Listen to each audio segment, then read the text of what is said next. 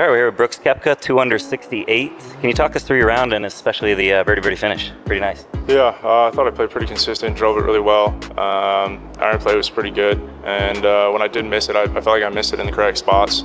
A couple good bunker shots. I missed one little short one there on, what was it, 14 maybe? But other than that, I thought I played pretty solid. I'm very happy the way I finished. The 5-time major winner, Brooks Koepka, who previously used surgical precision to dominate golf's grandest stages, stepped in front of the media in September and made a statement that put an end to the sport. "I didn't play for the team. Easy, direct, destructive." However, the tale behind those 5 lines is far more intricate than just one man's sad season. Koepka's revelation reveals the ugly reality that no one wants to publicly acknowledge as golf approaches its 3rd year divided between LIV and the PGA Tour, with merger discussions faltering and top competition fragmenting. Not only is the sport divided, but the players who took sides are also being broken. Golf will be defined for a generation by what comes next. So sign up today.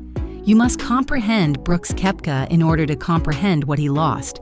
Koepka owned majors from 2017 to 2019, not simply won them. Back-to-back PGA championships, back-to-back US Opens, and a presence so intimidating that Rory McIlroy openly said he was afraid to stand on the same tee box. Koepka's mixture was brutally effective. Attend the major tournaments and disregard anything else. When it mattered most, win. His self-assurance verged on conceit, but he had earned it. Koepka pursued history, while others sought global rankings and regularity. He became the first player to win consecutive US Opens since Tiger Woods. While his competitors buckled under pressure, he transformed majors into personal playgrounds. However, ecosystems are the foundation of champions. Koepka was honed by the competition. The weekly battle against the greatest in the world, the routine of the PGA Tour schedule, and the strain to maintain form were about to vanish under his feet. Koepka made the choice that would completely change his career in June 2022. He became a member of LIV Golf. The 9-figure salary that was reported made headlines. The explanations adhered to the well-known pattern: greater family time, a more manageable schedule, and financial stability. He had no idea how fast the world would change underneath all of the presumptions that elevated him. LIV Golf offered more than simply cash. The pitch claimed that it provided liberty. 54 holes as opposed to 72, shotgun starts, guaranteed salaries, team formats, and no cuts. It sounded revolutionary to players who were exhausted by the PGA Tour's demanding schedule. It sounded like war to the PGA Tour. The Tour's reaction was prompt and unyielding. Legal disputes, lifelong bans, and suspensions. Players couldn't have it both ways, according to Commissioner Jay Monahan. You either supported or opposed the PGA Tour. The departing players were seen as sellouts who prioritized Saudi money above their integrity as competitors. LIV responded with a story of its own. As a monopoly, the PGA Tour punished players who looked for better possibilities in order to maintain its dominance. The sport, which had traditionally taken pride in its gentlemanly behavior, devolved into a public conflict waged via social media, litigation, and press releases. The day that startled everyone was June 6, 2023. A framework agreement to combine operations was announced by the PGA Tour, DP World Tour, and Saudi Arabia's National Investment Fund. The commissioner who had denounced LIV as a danger to golf's principles months earlier was now collaborating with the exact organization he had denounced. There was an immediate pushback. Both teams' players felt deceived. The tour's most outspoken supporter, Rory McIlroy, said that he felt like a sacrificial lamb. In heated sessions, Tiger Woods allegedly challenged Monahan. Instead, the agreement that was meant to put an end to the conflict demonstrated how little faith remained. The merger negotiations had reached a standstill by the end of 2024. Antitrust investigations were started by the Department of Justice.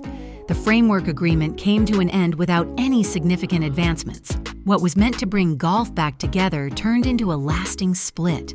Brooks Koepka learned that quitting the PGA Tour means more than just skipping certain events. It meant losing what made him exceptional. He had a promising start to the 2023 season. He demonstrated that he could still win majors by winning the PGA Championship at Oil.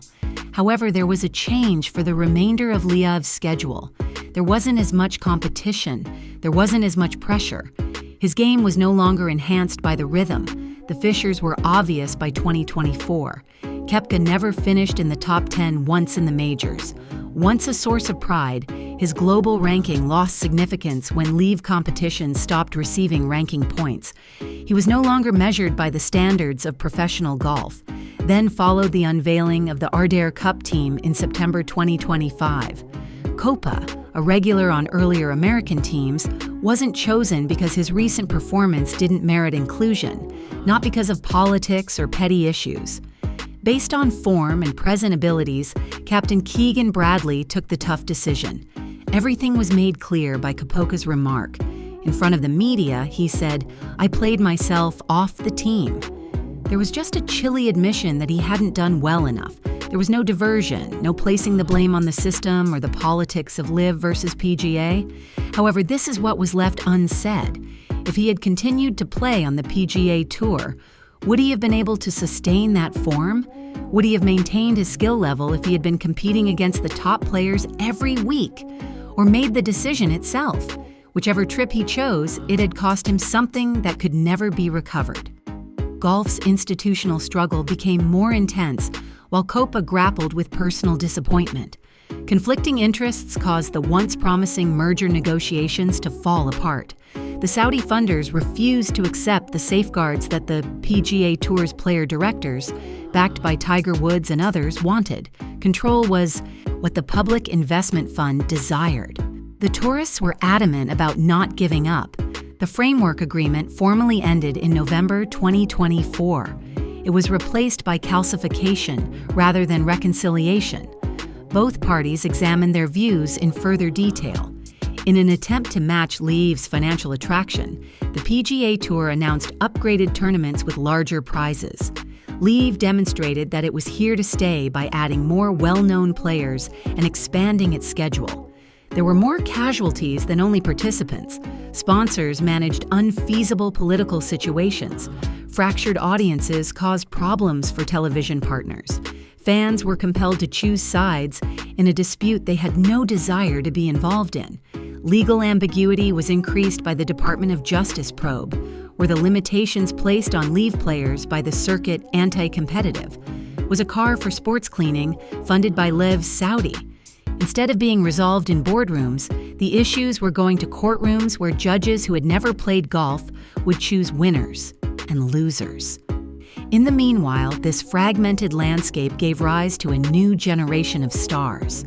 With a consistency reminiscent of peak Koepka, Scottie Scheffler ruled the PGA Tour.